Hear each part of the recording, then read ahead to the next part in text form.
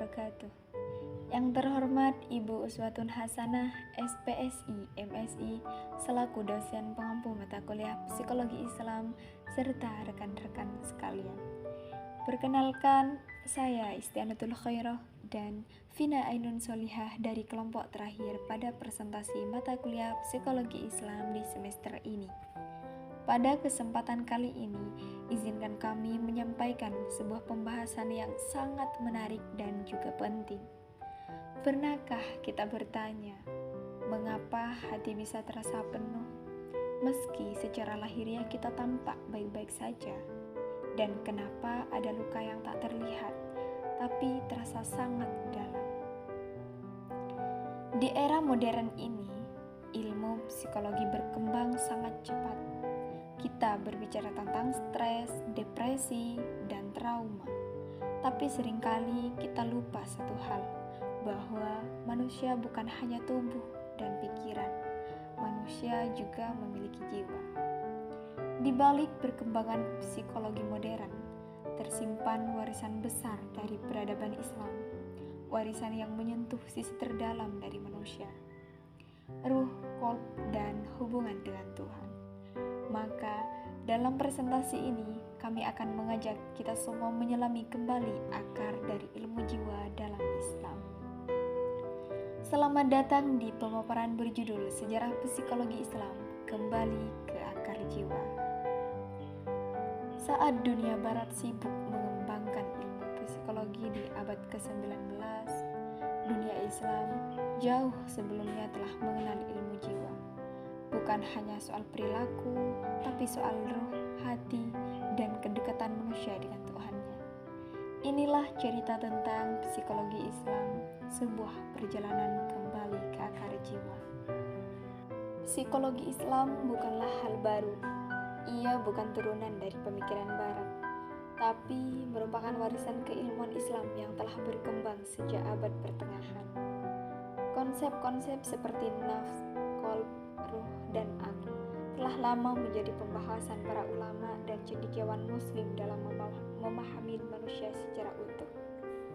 Nama-nama seperti Al-Kindi, Al-Farabi, Ibnu Sina, Al-Razi, dan Al-Ghazali telah menulis secara mendalam tentang jiwa manusia. Mereka membahas emosi, akal, kepribadian, bahkan terapi gangguan jiwa berabad-abad sebelum tokoh psikologi modern seperti Freud, Jung, atau Skinner muncul. Pada masa keemasan Islam sekitar abad ke-8 hingga 13, ilmu pengetahuan berkembang pesat, termasuk ilmu jiwa. Ibnu Sina dalam karyanya Al-Qanun fi al-Tibb tidak hanya membahas kesehatan fisik, tapi juga gangguan kejiwaan. Beliau mengusulkan pendekatan terapeutik, termasuk observasi perilaku dan terapi bicara, yang sekarang kita kenal dalam dunia psikoterapi. Sementara itu, Imam Al-Ghazali memperluas pemahaman psikologi dengan menyatukannya dalam kerangka spiritual. Melalui kitab Ihya Ulumuddin, beliau memperkenalkan konsep tazkiyatun nafs, penyucian jiwa, yang menekankan pentingnya membersihkan hati dari sifat-sifat tercela dan mendekatkan diri kepada Allah. Namun, mengapa psikologi Islam itu perlu dihidupkan kembali hari ini?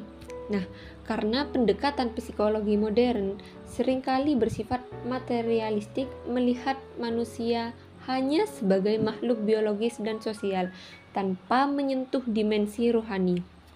Padahal, manusia bukan hanya pikiran atau perilaku, tetapi juga jiwa yang merindukan Tuhannya. Psikologi Islam hadir untuk mengisi ruang itu. Ia menawarkan pendekatan holistik yang menyatukan akal, hati, dan ruh, bukan sebagai lawan jenis, tetapi sebagai penyempurna. Ia merangkul pendekatan ilmiah, sekaligus mengakar dalam nilai-nilai wahyu. Hari ini, semakin banyak psikolog muslim yang mengembangkan pendekatan integratif, menggabungkan terapi kognitif dengan nilai spiritual, tafsir ayat-ayat Quran, dan praktik ibadah dalam proses penyembuhan jiwa. Psikologi Islam bukan hanya sejarah, tapi arah masa depan. Ilmu yang membawa manusia bukan hanya sembuh, tapi kembali pada fitrahnya, kembali pada Tuhannya.